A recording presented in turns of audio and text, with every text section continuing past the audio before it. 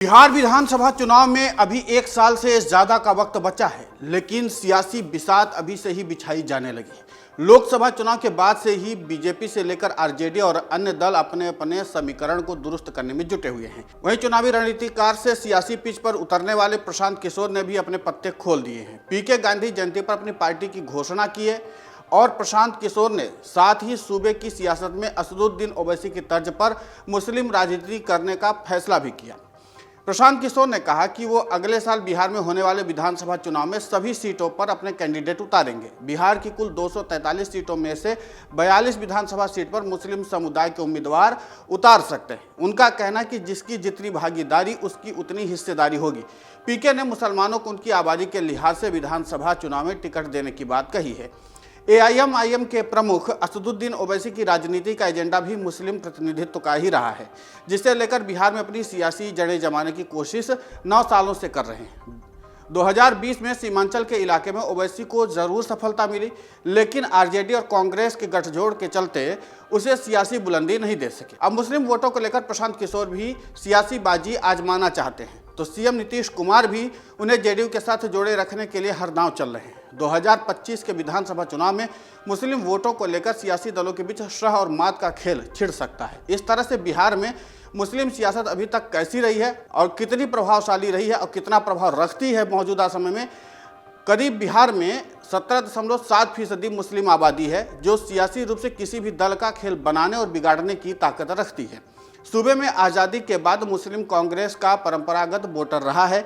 बिहार में 1970 तक मुसलमान कांग्रेस के साथ ही रहे हैं। कांग्रेस ने मुस्लिम, ब्राह्मण, दलित वोटरों का वोट बैंक तैयार किया था। 1971 में बांग्लादेश की आज़ादी के बाद बिहार में मुसलमानों की राजनीति में बदलाव का दौर शुरू हुआ।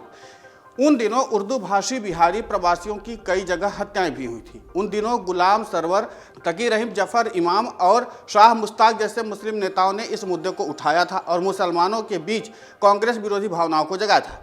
जेपी आंदोलन के दौरान मुस्लिम मानस पर भी अपना प्रभाव डाला, जिसके कारण 1977 में कर्पूरी ठाकुर के नेतृत्व में जनता सरकार बनी। बिहार में यह पहली बार था जब मुसलमानों ने कांग्रेस के खिलाफ वोट किया था। हालांकि 1980 में मुसलमानों ने कांग्रेस में फिर से वापसी किया था, लेकिन 90 के दशक में राम आंदोलन और लालू प्रसाद यादव के राजनीतिक उद्भव के बाद आरजेडी के साथ जुड़ गया। लालू यादव के साथ मुस्लिमों के जुड़ने की एक बड़ी वजह 1989 में हुए भागलपुर का सांप्रदायिक दंगा रहा। इसने मुसलमानों को एक बार फिर से कांग्रेस से दूर कर दिया। लालू यादव ने मुस्लिम यादव का समीकरण बनाकर लंबे समय तक बिहार में राज किया, लेकिन साल 2005 में नीतीश कुमार के बिहार की सत्ता में आने के बाद सियासी तस्वीर बदली। नीतीश कुमार ने मुस्लिम वोटों को अपने आधार से जोड़ लिया और आगे बढ़ाते हुए पसमानदा मुसलमानों पर भी दांव चला। इसके चलते मुसलमानों का एक तबका नीतीश के पक्ष में जुड़ा और 2010 के बिहार विधानसभा चुनाव में 40% मुस्लिम वोट जेडीयू को बीजेपी के साथ रहने के बाद भी मिला था। 2015 के चुनाव में मुस्लिमों ने एकमुश्त वोट आरजेडी, जेडीयू, कांग्रेस गठबंधन को दिया था, लेकिन 2017 में नीतीश के महागठबंधन से नाता तोड़ बीजेपी के साथ जाने के बाद मुस्लिमों का नीतीश से मोह भंग हो गया। नरेंद्र मोदी के पीएम बनने के बाद ओवैसी ने बिहार में मुस्लिम सियासत के जरिए अपनी जमीन तलाशना शुरू किया, लेकिन पहली सफलता 2019 के लोकसभा चुनाव में मिली, जब किशनगंज सीट पर 2.5 लाख के करीब वोट उनके प्रत्याशी को मिला। यहीं से ओवैसी को बिहार में सियासी उम्मीद जागी और उन्होंने एक साल बाद हुए विधानसभा चुनाव में बेहतर सफलता हासिल करने में कामयाबी हासिल की। बिहार की सियासत में 2020 के विधानसभा चुनाव में मुस्लिम समुदाय के वोटिंग पैटर्न में बड़ा फर्क दिखा। असदुद्दीन ओवैसी की पार्टी बिहार के मुस्लिम बहुल सीमांचल के इलाके में 5 सीटें जीतकर और 3 अन्य सीटों पर दूसरा स्थान हासिल करके अपनी छाप छोड़ी थी। इसके अलावा बिहार के बाकी क्षेत्रों में मुस्लिमों की पसंद आरजेडी, कांग्रेस और लेफ्ट पार्टी रही है। सीएसडीएस के आंकड़ों की माने तो 2020 के बिहार विधानसभा चुनाव में 77% मुस्लिम मतदाताओं ने महागठबंधन को वोट किया, जबकि 11% मुसलमानों का वोट ओवैसी की एआईएमआईएम को मिले थे।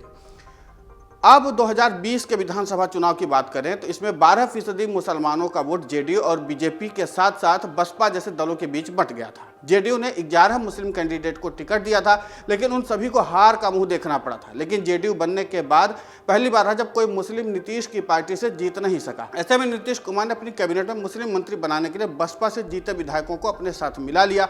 ओवैसी की पार्टी से जीते 5 में से 4 मुस्लिम विधायकों ने आरजेडी का दामन थाम लिया। बिहार में विधानसभा सीटों की संख्या 243 है। इसमें से 47 सीटें ऐसी हैं जहां मुस्लिम वोटर निर्णायक स्थिति में हैं। इन इलाकों में मुस्लिम आबादी 20 से 40% या इससे अधिक भी है। बिहार की 11 सीटें ऐसी हैं जहां पर 40% से ज़्यादा मुस्लिम मतदाता और 7 सीटों पर 30% से ज़्यादा हैं। इसके अलावा 29 विधानसभा सीटों में 20 से 30% के बीच मुस्लिम मतदाता हैं। 2015 के विधानसभा चुनाव में बिहार की कुल 243 सीटों में से 24 मुस्लिम विधायक जीत कर आए थे। इनमें से 11 विधायक आरजेडी के, 6 विधायक कांग्रेस के, 5 जेडीयू के, 1 बीजेपी और 1 सीपीआई-एमएल से जीत दर्ज किए थे। बीजेपी ने 2 मुस्लिम कैंडिडेट को उतारा था, जिनमें से 1 जीत दर्ज की थी। साल 2000 के बाद से सबसे ज्यादा मुस्लिम विधायक जीते थे। 2020 के विधानसभा चुनाव में 19 मुस्लिम विधायक चुनकर आए थे और 2015 के चुनाव में कम हो गए थे। 2020 के विधानसभा चुनाव में एआईएमआईएम ने महत्वपूर्ण जीत हासिल की है। पार्टी ने 5 सीट जीती है। और वहीं अगर अन्य पार्टियों से जीते मुस्लिम उम्मीदवारों की बात करें तो राजद से 8, कांग्रेस से 4, भाकपा माले से 1 और बसपा से 1 मुस्लिम उम्मीदवार ने जीत दर्ज की है।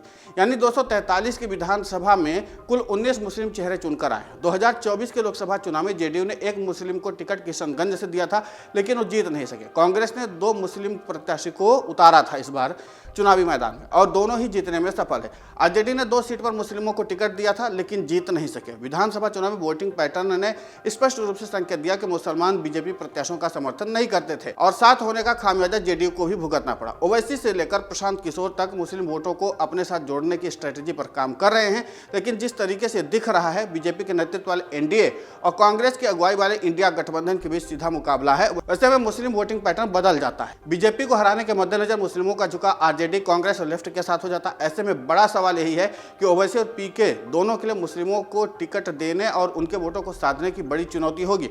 यानी उन्होंने चुनौती तो दी है और उन्होंने प्रयास भी किया है, लेकिन मुस्लिम वोटर उसी के साथ जाता है जो बीजेपी को हराने की हिम्मत रखता हो। तो देखना यह होगा कि इस बार सियासी समीकरण किसके पक्ष में बनता है।